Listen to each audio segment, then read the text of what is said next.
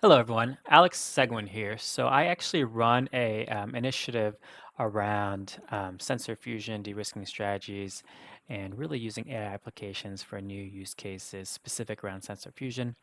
So let me share my screen here. I'm going to go switch to the screen share, put myself in the video there. So at the end of the day, we work on multi-partnership collaborations, working to pull through education opportunities. We actually did a pilot in New York City for a 5-week summer program, 20 hours a week, and really excited about using a network of developers and talent to help streamline AI applications with a developer network. So instead of having full-time employees at first, because we're bootstrapping this whole effort, how do we get to a higher end collaboration network of people who can pitch in and consult for a few hours a week to 20 hours a week to start with. All right. This all started out with preparing AI to serve the future of humanity. So I actually worked with Roland and I from the Harvard Business Analytics program. And at first, we started in 2020 around this whole effort around Excel AI artificial intelligence. So how do we accelerate artificial intelligence education? That way the human in the loop or the human intelligence actually increases over time.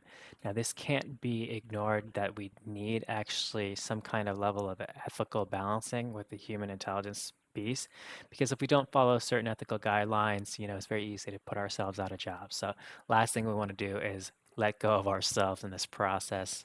For anyone who's been through a layoff, you know how this feels. But like a lot of times, these are things out of our control, specifically to cost cut or meet metrics, for instance, for meeting Wall Street needs, right, on quarterly projections. So we started this initiative. You can do a screenshot with this QR code to see a video from our 2020 Kickstarter.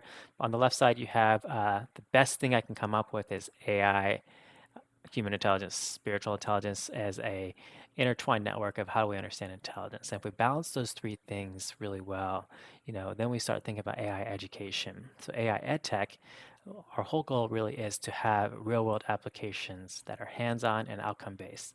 So in the future of work, I think it's very real that we will have a outcomes-based payment model instead of salary, right? So if someone's really talented at 25 years old, and can develop lots of power apps for various companies. They should be paid on their outcome, not just salary, right? Because they may be able to make $500 to $600,000, and if they can do that, why don't we reward that behavior?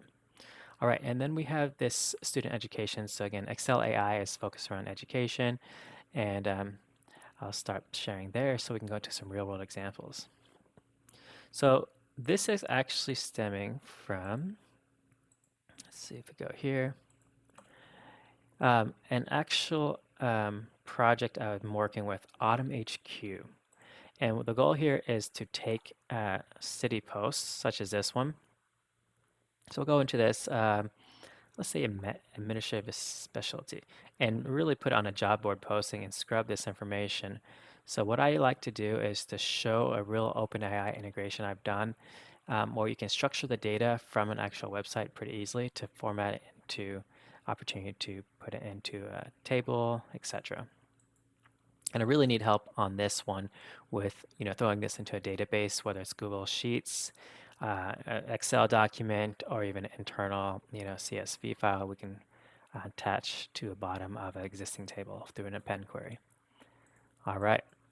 So first off, I'm going to show you this high-level overview, but through this, it took a lot of iterations on this, but basically I have it where we add a website. We basically take the position information all the way down and just copy all the text. So if you're thinking about data scrubbing, I can put this whole information in, and with a simple click of a button, instead of manually searching, a tedious job to copy and paste items from one field into a database, what we do here is we just use AI. So in front of you, you'll see the opportunity come up where you have the requisition number pulled. You have to map it out in the OpenAI query, but you can even set logic to calculate an open date based off the close date. So we go here and we will actually go and into this opportunity and see what's been pulled. So One thing, I do have calculations in this query. I'm going to say rewrite to ensure the salary is calculated appropriately along with checking the input date. So sometimes these queries, unless you run them over and over in the same instance, they'll lose that kind of logic inside OpenAI. So it's not that consistent yet. What I'll do is go here and oh, look, there's actually that calculation for, salary range. So that's cool. And then what we can do is specify to OpenAI to put that back in the field. And now you'll see this calculated date comes in because I asked it to double check. It uses 21 days before the close date. And calculation is at the bottom still. So we can pull that and upload a specific data table. So again, you see the structured data approach. Now I'm going to show you one more thing using Jupyter Notebook. And this is really cool because I take a similar job and I'll take that same job on the structured data approach from OpenAI, and I'll take this URL. And now let me show you kind of this similar library. This was actually showcased in some various tutorials. We actually did this in the Harvard Business Analytics program for one of our, I think it was marketing class. Anyways, we can run this script. What this is going to do is just pull the text only from a website.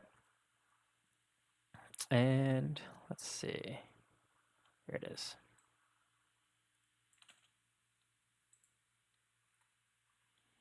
So in this table, you'll see only the text from this job field, administrative specialist, AAR, safety division.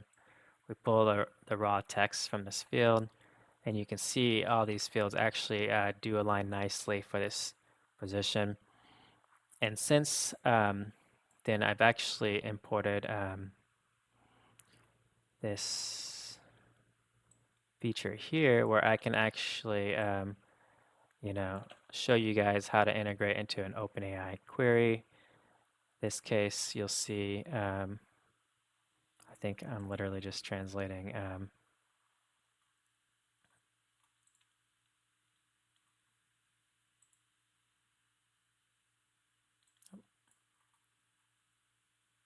Cool. Basically do the job board posting, and then I go through a query to test out an OpenAI integration. And you'll see the last item here was literally just translating English words, hello world. The query, I said translate the following English word to French, and then we go into saying bonjour monde. So cool use case for OpenAI. And the last thing I'll do is show you, how to go in and take a more involved example. This is kind of a little hybrid, but basically where we take the display itself, we go to the job description here and the job requisition, and I basically say, here are the instructions. I want you to find and display the URL, job description, job requisition number, basically from this input, using the website with a link and using the actual extract here for a separate job. Just basically taking the first few lines of this output from that beautiful soup example, and then import.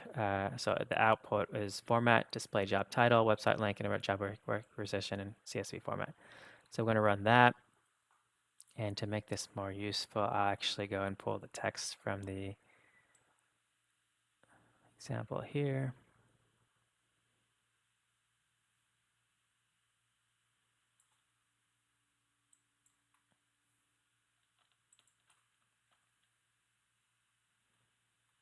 Again, this can all be done and automated. I just manually put it in to give you the example. So we have it all on one line of text here. So you can see the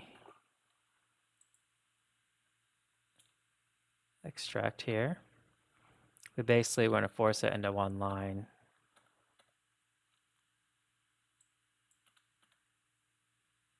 So you'll see this all just one string text. Again, we can put this so it's not it's more visually friendly.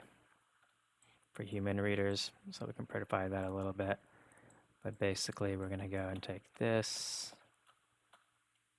clean it up. There's a quotes to the end of the string text, and we'll go and add that there, and run this as is.